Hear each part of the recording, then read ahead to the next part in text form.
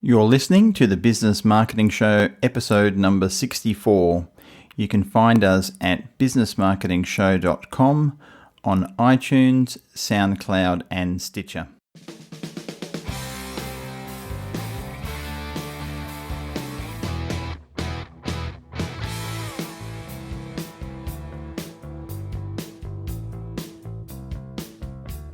Hi, this is Ed from the Business Marketing Show. Welcome to another episode. I have my co-host Brendan Tully on the call as well. Hey, Brendan. Hey, Ed. You weren't quite sure there who you were for a second. No, I wasn't quite sure. I sometimes forget. And we have a special guest on the podcast today, John Blake from Sales Breakthrough Solutions. John is one of the top sales guys in Australia. For training and teaching, and he's been in the sales industry for 27 plus years, and lots of great experiences to share with us on the podcast and help you guys who are listening with some absolute gold nuggets. No pressure at all, John, but welcome to the podcast. Thank you. Great to be here. So, mate, sales is one of those things that a lot of people sort of forget about. They don't realise that nothing happens until a sale is made. And the word sales and marketing gets bandied around a lot, particularly with online and various things. So when we first met and started talking, I'm thinking, yeah, this is an area that we really need to include on our podcast, because a lot of people are afraid of sales. They don't know how to sell. They have misconceptions of what it is. They think of, people who are, snake oil salesmen, dodgy people, car sales, real estate agents. Everyone gets bundled into a good or not so good comparison of what they think they are. So we'd like to dispel some of those things today and let people know how they can actually use the process of selling to improve their businesses and make more money at the end of the day. So give us a bit of a background as to how you got started in sales. Yeah, no worries. Well, I started in sales. I was sponsored for competitive surfing by Rip Curl, and I obviously was excited and was such a zealot around the sport of surfing. The guy that sponsored me rang one day and asked me if I wanted to go and have a chat to him about working there. And in the conversation, I was like 17 years old, and here I was, this sort of just mad, sort of keen surfer. Yeah. And I'm sure he said something about working with clients and selling and all the rest of it. But quite frankly, all I can ever remember hearing in that conversation was, you're going to get free wetsuits and surfboards and backpacks and stuff like that. And to a 17-year-old, whoa. Yeah, so I'm fresh out of school, 17 years old, and quite literally, it took me 3 years before I even realised that what I was doing was a sales and marketing type role. And it was interesting because all my friends were at university, and I'd see them at the pub, and I'd be, I had money and they didn't because they were studying, and I'd say to them, they'd say, what are you doing? I said, well, I'm working for Quicksilver. And they'd say, well, and I'd say, what are you doing? And they'd say, oh, we're doing a marketing degree. And in the back of my head, I'd be thinking, geez, I wonder what that is. I kind of felt stupid because I didn't actually know what that actually was. And 3-4 years down the track, I realised that that's, what they'd been learning theoretically is what I'd actually been doing in practice. So I know which one I'd rather have the experience of. yeah. And look, we get graduates that would come into the agency and they'd say, we want to sit in on a showing. So we would have a range of Rip Curl, the Rip Curl summer range or the Quicksilver summer range, and we would sit there with a client and we would show them the range and take an order, and we'd have a graduate sitting in the showroom with us. I remember this one guy. I finished a showing and the client left, and the graduate said to me, there is absolutely nothing that I have learned in the last 4 years that would even remotely prepare me for what I just saw then. He literally said that to me. Yeah. I've heard that so many times, mate. It is quite scary. I think only now are they even getting close to having some sort of curriculum that closely resembles the real world in terms of what they're learning at universities for sales and marketing. Yeah. And boy, that's probably upset a few people, but it's just true, particularly if we're talking about direct sales or anything related with that. It's a very different world. So, okay, so when you sort of came around to the realization that you were actually selling things, you weren't just there looking pretty and surfing. So you saw, okay, so what went through your mind? What did you start processing from that point? Well, I started to realize that that one, I was able to get pretty good results with it. A lot of the results I got were pretty much trial and error. The guy that I worked for, in fact, back then, a lot of the roles, when I left there, I moved to Sydney. I had, a couple of different roles over there, including being National Sales and Marketing Manager of a sunglass company from when I was about probably 21 to sort of 25. Okay. And through all those roles, I never really had any training. Like I kind of was really thrown into the deep end in each role, and so there was a lot of trial and error and a lot of mistakes that that I had to make along the road to getting good results. And so I left Sydney after growing Arnett. I started out there. They were only doing about $700,000 for the whole of Australia, Asia, and New Zealand. Right. And I started out there as national sales manager, and we went up to 6.5 million in 3.5 years, which was so exciting. At the age of sort of 23, 24, to be a part of that. And then that company got sold to a big multinational company, and I left there and moved back to Perth, and I had the agency in WA for Havaianas and Mambo, and I was able to sort of double and triple the sales in all those brands. And then what led me to here is I sort of got to a stage where I'd sort of been, in sales for 17 years, and I'd sort of, been a sales manager, been a business owner, been a rep, got, had good results. And so I decided to set up a business and really become the person that I wish that I'd known in all of those roles when I was making all these, mistakes and learning things the hard way. And so yeah. How old were you at this stage? You were ancient, like in your mid-20s now. I know. I tell that story. It makes me sound like I'm 100. Yeah. It's like 25. You're still a baby. So yeah. No, that was when I was around about 32. I set up the consulting business first with a business partner, and then for the last 6 years I've been running under my own brand. But yeah, the business I created was really me becoming the person that I wish that I'd known back then. To help people to really fast track their results. So many people that I talk to, similar to the example we're using about the marketing guy, that become good at a particular skill, so they become a really good engineer, or even something as simple as becoming a really good dentist or a really good physiotherapist or whatever. But the inconvenient news that they have to realise at some point is that you actually have to be able to have a conversation with somebody that is more likely to result in them saying yes and coming on board with you as a client. You actually have to know how to. You actually have to know how to do that. And so, I like the way you put that. Inconvenient news. It is. It's inconvenient. It's like, well, like I've just spent 4 years and invested, like a average HEX debt these days is, can be up around sort of 30, 40 grand. Yeah. And it's like I've learned technically how to do this thing. What you mean people aren't just going to beat a pass to my door? You mean I actually have to, stoop?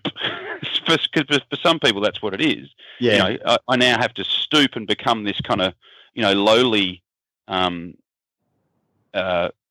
unrefined salesperson to be able to actually have success in this thing that I've just invested a truckload of time and resources into doing. And so, often I get those people, they sort of come to me and they, I need to learn how to do this because it's vital to my success. It's, not just being a good practitioner of something is not enough.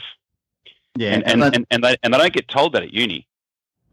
No, they definitely don't get told that, and that's you would think that would have changed over the years, but it seems like it's a slow transition into that being reality. So, because Brendan and I come across that every day with the clients that we work with, as no doubt you do as well, and they just don't have a clue. And it sort of, I think it's sometimes a little bit unfair to expect them to, because they've been so immersed in their craft or their learnings or whatever they're doing, that the skill of good sales and good marketing is a craft in itself. So why should they necessarily have that skill?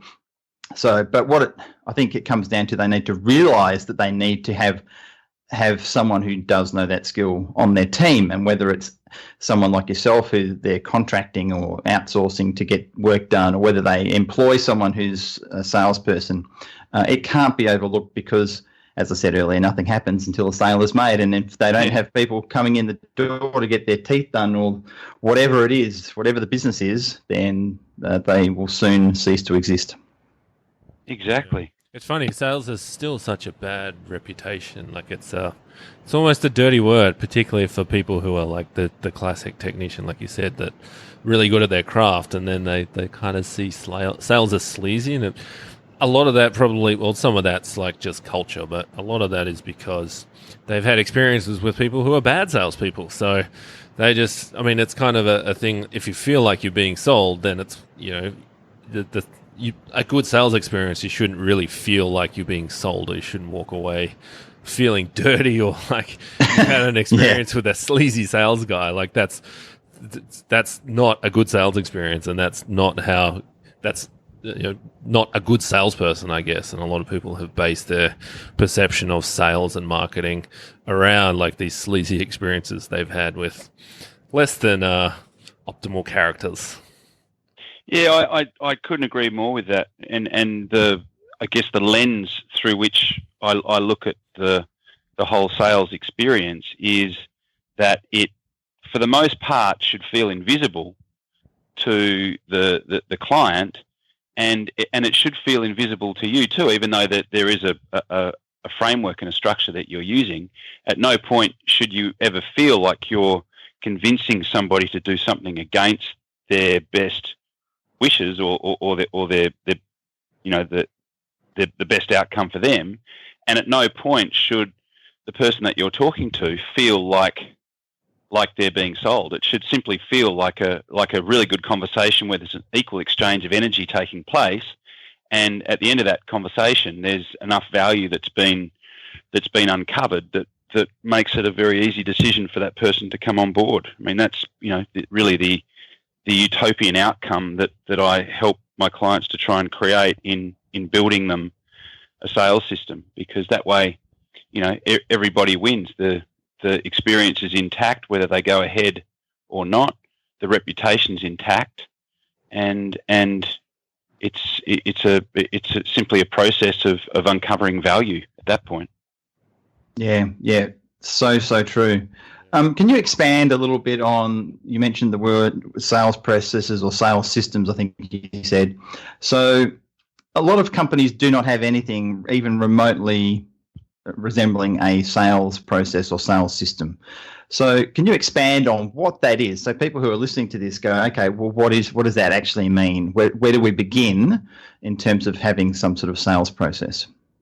Well, I talk about the sales ladder, and down the bottom of the sales ladder, there's companies that have no sales process, and in a business like that, you can, in most cases, expect between a 5 and a 10% conversion rate.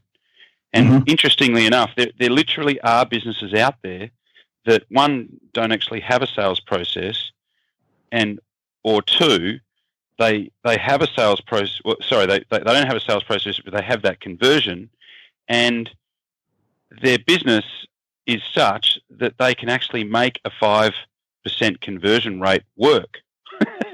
Like, the numbers actually allow them to exist with a 5% conversion rate, which is just incredible. So so that in most cases, those businesses have no sales process whatsoever. The level above that on what I call the sales conversion ladder is a company that has an ineffective sales process. So they might have something that's sort of loosely based on something that was created a long time ago, but not many people are kind of using it. So it's ineffective, and that'll give you between a sort of 10 to a 15% conversion rate. The level above that on the ladder is a generic process. So it might be someone read a book or went to a Zig Ziglar seminar or a Tom Hopkins seminar, and they've applied something that's fairly generic. So there is a structure in place, but it's not particularly effective. And you can, in most cases, expect about a, say, 15 to 30% conversion rate with a generic sales process. And often people ask me and say, well, look, what's the average conversion rate? What's a sort of average benchmark? And it's around about 20 to 25% would be the average type conversion rate. Then above that, you've got something that's structured, so something that's been, built specifically for that particular business, that acknowledges the context of the actual product. It acknowledges the context of what the client knows about you before they enter a conversation with you, and it's got specific questions that relate to your particular offering, and a process like that can give you between 30 and 60%. And then if you take that to the next level, you've got something that's been continually refined and continually tested and continually proven and evolved, and you can literally get between 60 and 90% conversion. If you can put the focus on your process and continue to refine it, you can evolve it to a point where you can get that type of conversion. And my wife's business, she has a business in the health and wellness industry, and she bought this business, and supposedly all these systems were in place, including a sales system. And when she bought it, we looked at the sales system and we improved it. We changed some of the dialogue around. We changed some of the questions and the order in which things happen, which are all important leverage points if you want to increase your conversions. And when she bought it, they were doing 40% conversion across all of the Google AdWords leads that they were getting, and now she consistently gets 80 to 90% conversion, which in a business like that she had to pay hundreds of thousands of dollars to buy, has meant that she's gone from just sort of chipping away at her business loans to being able to pay off large chunks of her business loans and really fill up her bank account so that she can actually start to employ the right amount of people, spend more money on promotions, increase the level of client experience that people get when they become a client. So it's it's a total game changer if you can make that tweak. And it's not costing you any extra in terms of advertising, so it's pretty cool. Yeah, awesome. So in terms of those percentages, because the majority of stuff that Brendan and I do is dealing with the online space. Yep. So the conversion percentages you're talking about, what sort of scenario is that? Are we talking about people who are making contact from online, or is it in-person sales contacts, or people walking through the door of a retail store, or all of the above? Well, you raise a really good point, and it reminds me of an example of a client that I dealt with, a really high transaction size, high margin, like we're talking, $8,000 to $10,000 per unit, and I said to them, what sort of conversion rate are you getting? And they said, 25%. And I said, oh, that's cool. And I said, well, and we were talking about web leads. I said, so what's your conversion rate on your web leads? And he said 25%. I said, how many web leads do you get per month? And he said 200. And I said, oh, awesome. So you're converting 50 out of the 200 web leads that you get. And he said, no, it's not 50. And I said, well, what do you mean?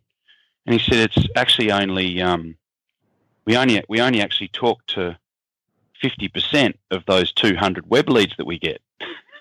Oh, okay. I'm like, right. So what happens to the other 50%? Well, that's the logical question, right? It's like, what are you doing? What are you doing with the other 100 web leads that you're getting per month? What are you doing? Just to clarify this, for the say a number, they're getting 100 leads in, but they're only physically talking to 50% of them. So, so the other 50 have somehow fallen down a sinkhole somewhere, or no one's bothered to call them or something like that. So expand on what happened from that point. Yeah. So I'm like, well, what do you do with so tell me about the 50 that you don't get a hold of.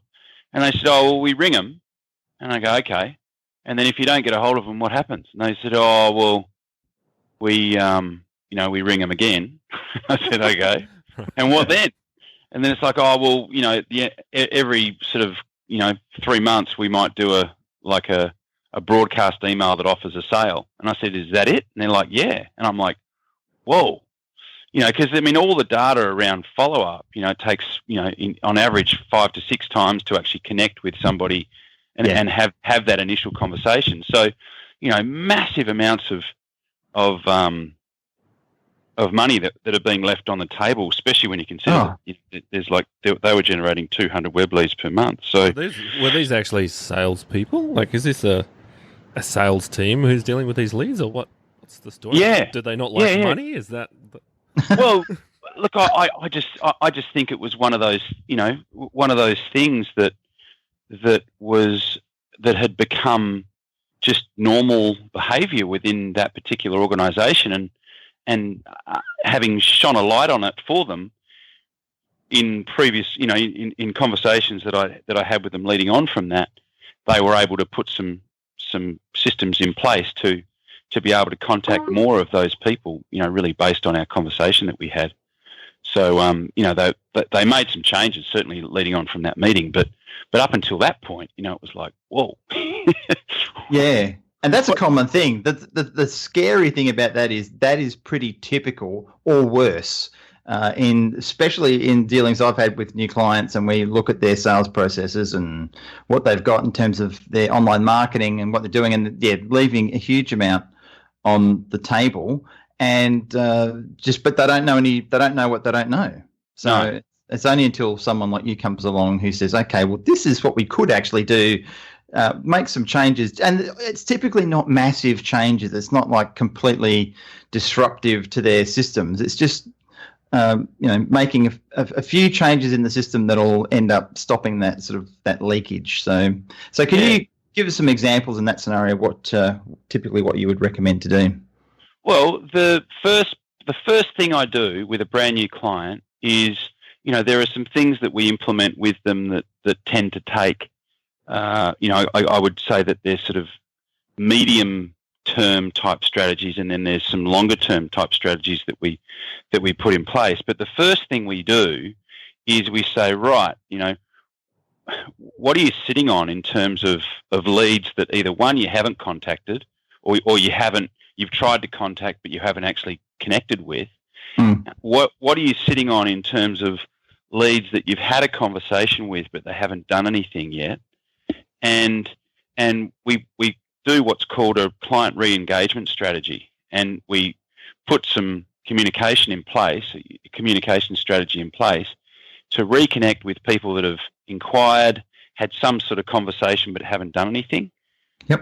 That's normally the lowest hanging fruit in any organisation, is the people that have had a conversation, that have been given some type of indication in terms of what type of direction they should go in terms of product or service, but haven't done anything. So we have a particular strategy that we use to engage some of those people, and that can create massive results. Often that can keep a client busy for months.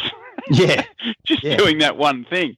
And then it's like, well, come on, let's do the medium to long-term strategy. And it's like, oh no, we're still busy dealing with all these people that have been re-engaged. And then the next lowest hanging fruit is really the leads that haven't been contacted, if there's a big list of those. And then usually along the same timeline, or I guess concurrently, we're working on their sales process, so that when those conversations are taking place, we've got a better framework to convert them. So a client that I'm working with at the moment is they sell hearing aid devices. Yep. And we've been working on the process that people go on when they enter, because they're like a retail storefront operation.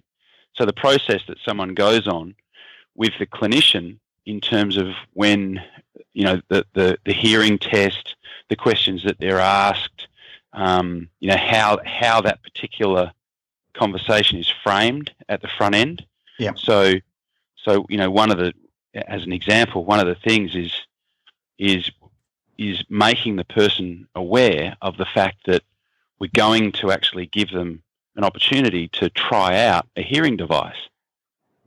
So unless you actually preempt that at the start of the conversation, if you go and try and stick something in someone's ear, yes, you know what I mean. So exactly. You need, and a lot of the reason why people don't end up buying is because there's some kind of they're not 100% comfortable in the process. So if there's something that you're going to do that could potentially be a little bit unnerving for somebody, if you can pre-frame that at the front of the conversation, or we talk about framing.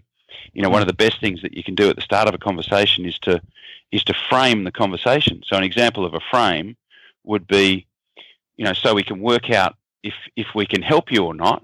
There's some questions that I'm going to go through with you, and then based on what you say, I'll make a couple of recommendations that are literally customized to your situation, and then you can make a decision one way or another as to whether you want to go ahead. So that's an example of a frame that takes a lot of that, that pitch expectation away from the conversation. That that I'm going to be pitched expectation that people come and bring to a sales conversation based on some of those bad experiences that they've had that we were talking about earlier on in the conversation. Yeah. If you can put a frame like that in front of what is going to happen in the conversation, then you'll have a more free flowing exchange of information and energy within that conversation. Yeah. You reminded me of Oren Claff's book, Pitch Anything, which you've no doubt read. Yes, I have, and that is a classic example of it. I mean, his is contextually is quite a different scenario. I mean, that process that he uses is perfect for somebody who would be raising money, like a fund manager, or someone who's doing an IPO or a back end listing and cruising around to fund managers, but the framing concept that he talks about is particularly powerful and it's beautiful because there are lots of different contexts that you find yourself in a sales role. For sure. And the context typically relate or needs to be shifted in terms of what they know about you before that conversation. So, for your clients, I mean, you've got, people that are coming to you or the clients that you work with, if it's somebody who's referred, so someone says, look, you've got to deal with Ed and Brendan. They are just incredible at lead gen. Don't ring anyone else. Hear that, Brendan? We're incredible. Know that? Yeah. Sorry, you know what I mean? Like, so someone's just about to call you, and they're talking to one of your existing clients, and your existing client says, "Look, don't Google, don't go to a BNI and ask around. Just pick up the phone and ring Ed and Brendan. They are just incredible, right?" So someone calls you to have that conversation. That's one context. Yes. Context number two, someone does a Google search for online advertising or online lead generation, and you guys come up as a paid ad underneath 2 or 3 other people, and they ring you as call number 3. Well, that's a totally different context. So very different.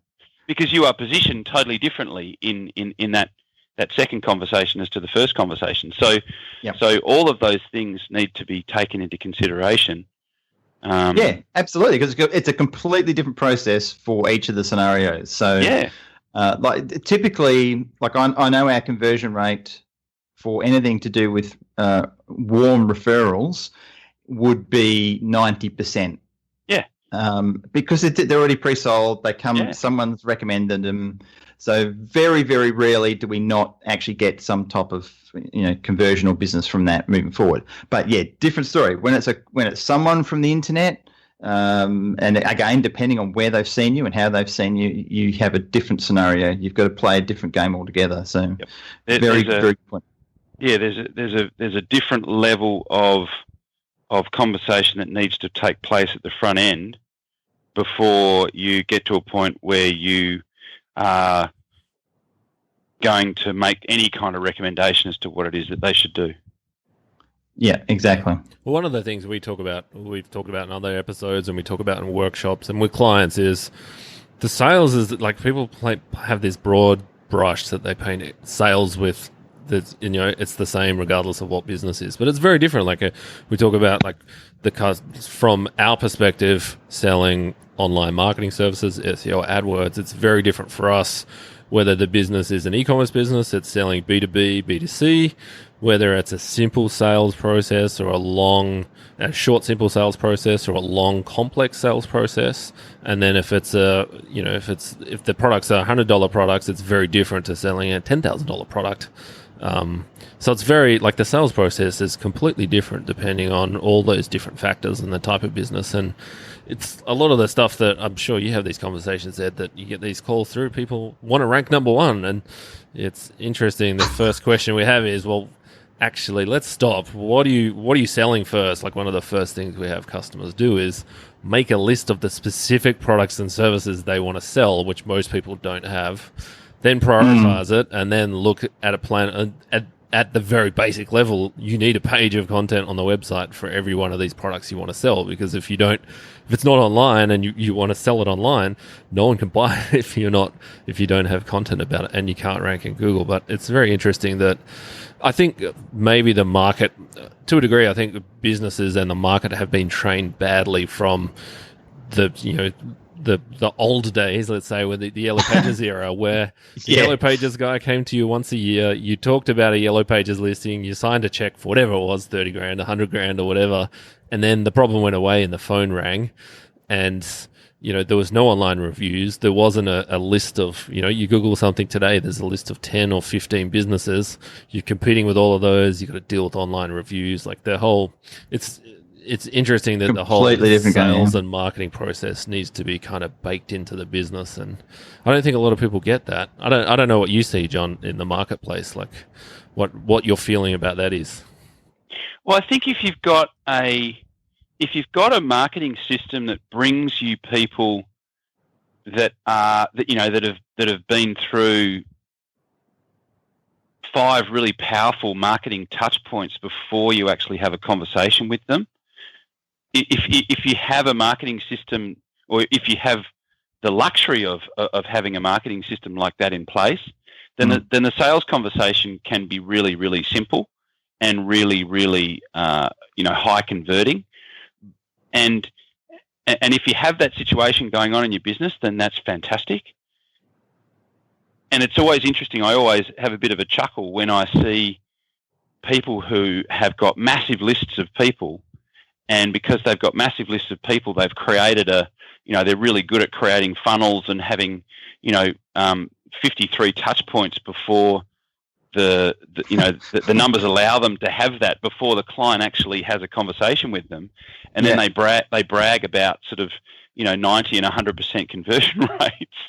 It's you know what I mean? It's like the person is so qualified. They're sort of, ready to, do a break and enter to actually get into your business to talk to you. If you have that setup, then that's fantastic. But not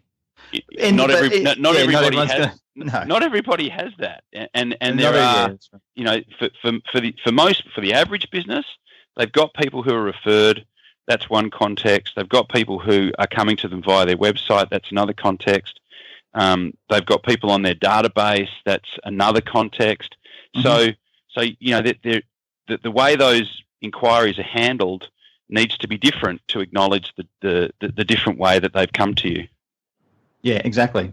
And what we're doing now, a podcast, another great example of a fantastic touch point, an authority builder. So there's lots of different things. And, I'm assuming there's no sort of standard set of things you recommend to people to do because it's going to vary on client to client. So, but just give us some examples of other things you have clients do, because when we had coffee last time, you shared a really, really cool example, and if you're happy to share it with the MP3 player, can you share that story with us? Oh yeah, absolutely. Well, I mean, there are essentially three things that I help clients to do. There's once they're actually in a conversation, so the actual sales framework, which is really what we've been talking about mostly up until now. Yep. In this conversation, the second thing is helping them to get clearer on their message, so that people see what it is that they do as an opportunity at the front end in either what they're writing or what they're saying. But the third thing is how to go direct to the people that you would ideally love to work with, but aren't coming to you through your existing marketing efforts. Mm-hmm. So in most cases, the conversation with clients goes like this. It's like, okay, well, how many what you would term dream clients do you have right now? And most people will say, oh, well, I've got one or two. Most businesses will say, yeah, we've got one or two really good dream clients. And it's like, okay, great. Are there more like that you would ideally like to have? And the answer to that question is yeah, absolutely. And then the third question is, do you have a list of them? And they might actually have a documented list of them, or there might just be a mental list of them. Yeah, of course there are. There are people that we would ideally like to work with, but that we're not currently dealing with. And then the next question is, okay, well, how are you currently making them aware that you exist? And the answer to that question is either one, we're cold calling them. Yep. Or two, we're cold emailing them. Or three, we're cold emailing them and then we're cold calling them. Yeah. And unfortunately, when that happens, if you cold call someone, you are immediately lumped into the mental category as the Indian gentleman that calls you at 7 p.m. at night and suggests that you should that immediately says that he's not ringing to sell you anything. Yeah. And then suggests that you should change telephone carriers. Yeah. Yep. And when you cold email someone, you are immediately lumped into the same category as Kumar, who has emailed you unsolicited and tells you that he can get you on the first page of the Google. Yeah. Of the Google. That's it. Yeah. Or we can get you on the first page of the Google.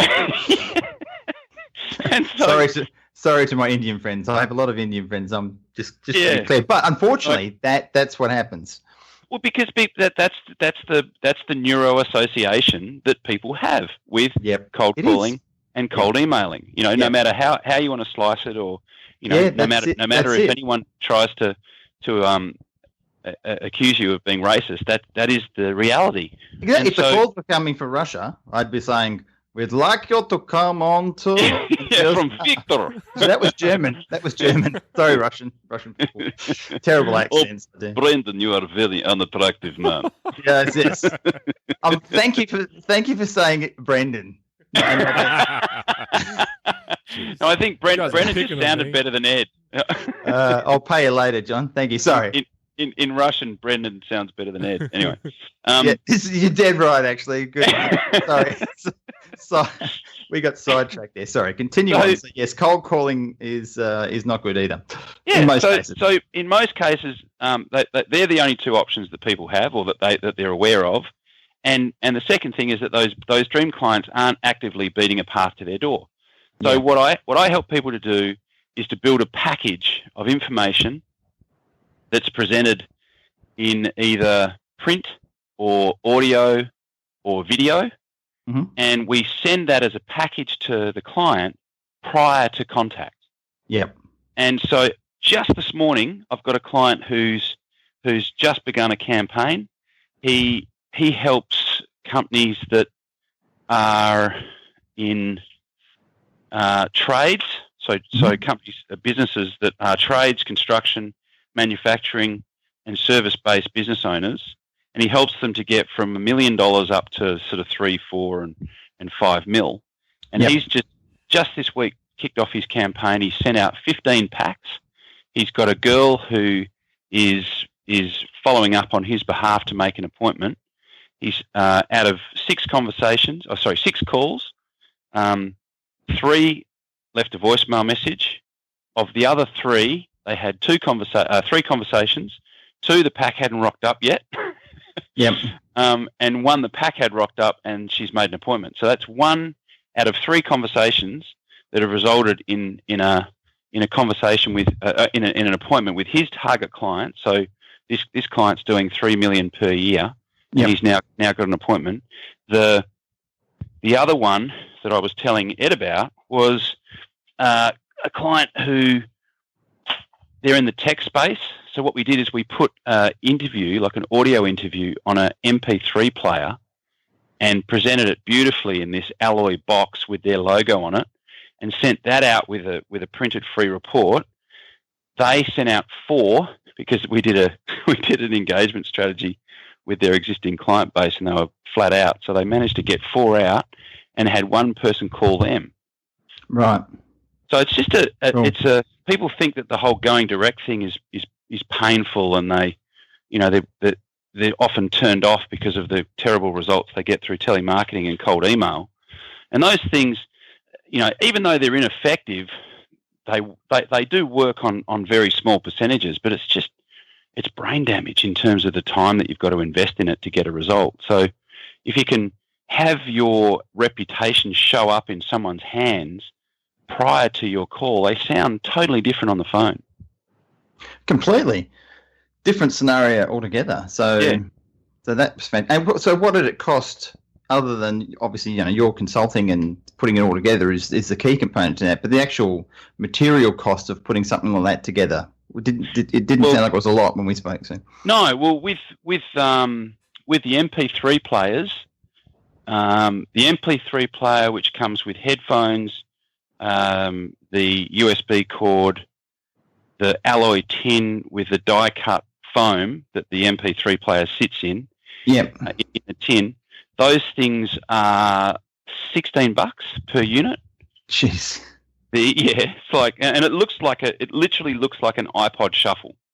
Right. Yeah. So it's a very, very in your face, impressive looking thing that arrives in the mail. It's not just it's not flat mail. It's and you know what? There is no way it's going in the bin. Yeah. This rocks up to one of your target clients, one that can change the game. And look, it only takes one client to change the game for so many businesses. Yeah. This thing's there's no way in the world this is going in the bin, and it sits on their desk. And regardless of whether you get a hold of them straight away, it sits on their desk. And if you're taking up space on someone's desk, you're taking up space in their brain. So true. So true. That's cool. So that's a very good thing for people to keep in mind if they want to talk to you about getting something like that put together. But the one for the guy that deals with tradies, the MP3 was a very tech orientated company. They do like an ERP software solution. So their stuff needed to be tech. But for this other guy, his is a free report and an audio CD that gets sent in a DVD case. Okay. So his per unit cost for that is probably about $7 or $8 plus postage. Okay. Mm-hmm. Yeah, excellent. And do you find now, because sort of DVDs and things are starting to really fade out, a lot of people don't even have DVD players anymore. It's all MP3 stuff. Is there a preference to what you would send out, like a flash file, or did they just get lost? They're not big enough, or what's the story there? Too small. Thumb drives are too small. Plus, a lot of bigger companies have a policy where they won't let you put a thumb drive into a machine because they've had so much drama with viruses. So good point. Just depends on the target. Like I've got one guy who deals with Coles, Woolworths, and big shopping centres, and we put his we turned his message into a 3-minute video, like a professionally produced video, and we sent his message on an iPad to his targets. So he had Wow, 20 yeah. 20 iPads, put the video on there, mailed it to them, and that was how he connected with the people that he wanted to work with. So there's lots of that's a fairly significant investment. I suppose they were like, standard entry level iPads, but still, that's like what, $300 or $400 a pop. Yeah. Yeah, so the thing is, it's about the perceived value as well, right? Like, I get these USB key things all the time. I'm like, they nearly go on the bin. I'm like, they're worthless. I don't use USB keys. Use Dropbox. They have zero perceived value, and I'm not going to stick this in my, I don't use USB keys. I'm not going to go and have a look on it. It's just, it doesn't get my attention, right? It has no value. It has what I call dimensional significance. Like if it's big enough to take up space, that's where, that's when you're in the zone. So, and even more recently, I started working with video brochures, and these things, you can land them for similar type money as the MP3 players, but it just depends on the client, the product offer, and the target as to what it is that we put together for them. But it's so when you say a video brochure, so in what format is that getting sent in? There's these little screens that you can put into a brochure. So it's like a little LED screen. Yeah, a little bendy, flexible LED. Yeah, I've seen those. Yeah. Okay. And that's cool. The first time I saw this thing, it just absolutely blew my mind. And I've sourced a place now where I can get them done really inexpensively, but they are so impressive. It's incredible. Yeah. So you open thing up, and you actually, I suppose there's a play button or something, is there? And then it's got little built-in speakers as well, so they can hear it. Yeah. Fantastic. Yeah. That's cool. Yeah, cool. Yeah. Really cool. Really, at the end of the day, to sort of chunk up, from the sort of, to get away from getting geeky. Yeah. Right. Rather than sort of zoom out, I guess, and go, okay, well, what's the thing that we're really doing? Yeah, exactly. What we're really doing is we're getting attention, and we're getting attention by showing up totally differently to anybody else. So no one uses direct mail anymore. Like the digital path to your dream client is in absolute gridlock. The offline path to your dream client, you could fire a shotgun down that road, you're not going to hit anyone. It's just... I so agree, absolutely. The irony is, we're in the digital space, but we're having more and more conversations like that with our clients, saying, look, this is sort of like an empty street in just before a gunfight. It's like there's no one in it. They've all cleared out. Yeah. And you just don't get things in the mail that attract. It's just, you get just crap letters in the mail now. Nothing comes through that grabs your attention, which is a complete waste of opportunity. So I absolutely think that's brilliant. Yeah. So that's been a real game changer for a lot of people. And I, to not make anything that you guys are doing redundant, I say, look, don't change your online funnels. Like, keep all that stuff going. This is the play to your dream clients that aren't coming to you through your existing marketing efforts. It's complementary, of course, to what it is that you do. There's a events management company that I'm in the process of talking to about this exact strategy, and she was telling me about this one client that they got, that they do all of their events for. And before they got this, because it's a pharmaceutical company, a big pharmaceutical company, before they got their business, their business was a particular size. And when they won this account, it totally changed their entire business. They were able to employ double the staff. They were able to move to bigger premises. And these guys have just been an absolute massive, massive amount of business for them.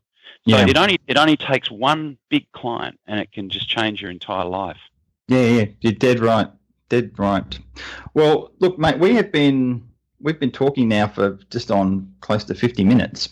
Yep. So we're going to get to the end, and then you and I are talking again after on another on another episode. So it's a lot of talking today for us. But I just wanted to mention your book that you have launched, and by the time this actual episode comes out, this is probably very good timing, because it's launching this week. and that's called High Stakes Selling, and that's one you've just been working on recently and released. So tell us a little bit about the book.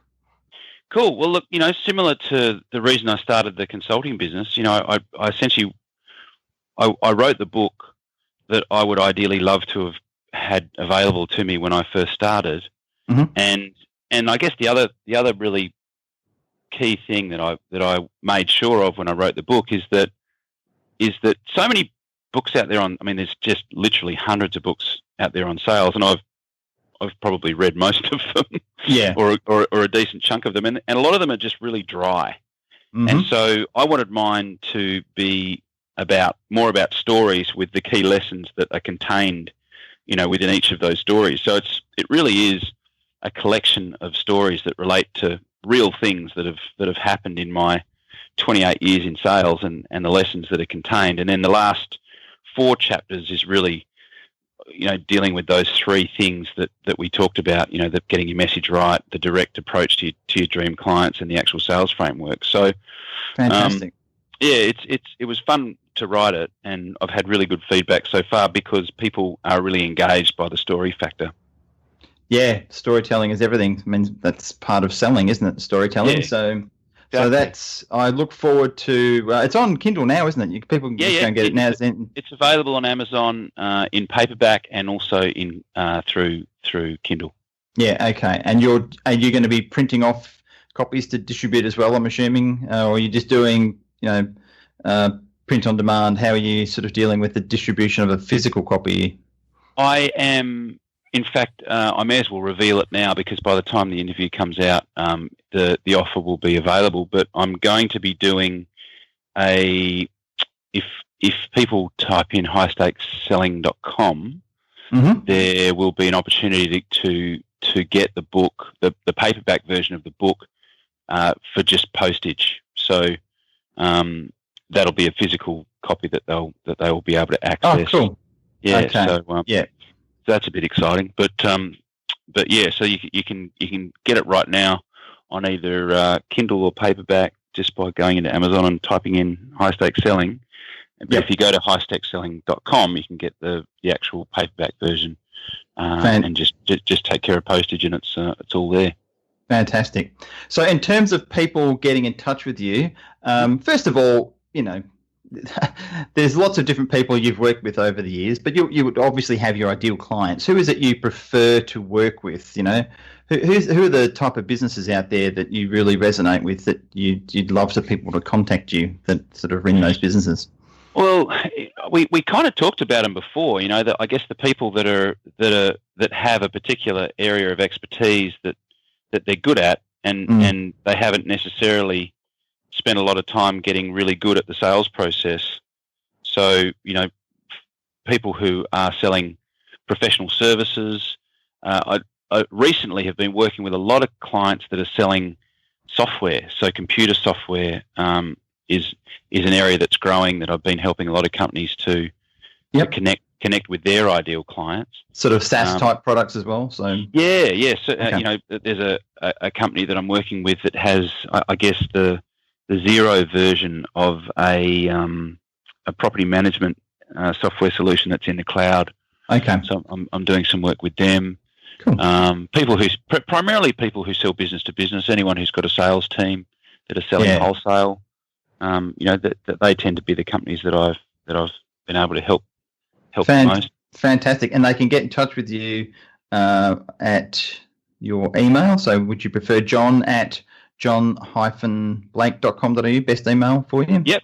They can email me on that, or if they can't remember that because they're driving along, they can just punch in John Blake Sales into Google, into the Google, and up will come probably my LinkedIn profile and my website. Fantastic. Brendan, anything you would like to say to John before we finish? No, I think that we've covered everything, right? It's a long episode. Yeah, but worthy of a long episode, in my humble opinion. Maria's was long too. It must be these two guys, they know each other, so they just, we colluded. We colluded to do extra long podcasts. Yeah, no, it's as long as it doesn't go over an hour. Look, an hour is sort of like the limit. Then you've really got to start splitting them. So we're still under that. So, thank you, mate. I really appreciate Pleasure. your time. You shared some great information. Certainly would have got some people's ideas thinking about ways to start approaching some of their harder to reach ideal clients.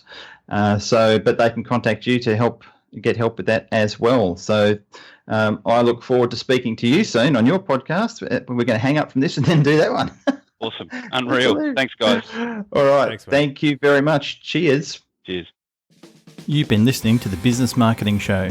You can find us at businessmarketingshow.com on iTunes, SoundCloud and Stitcher.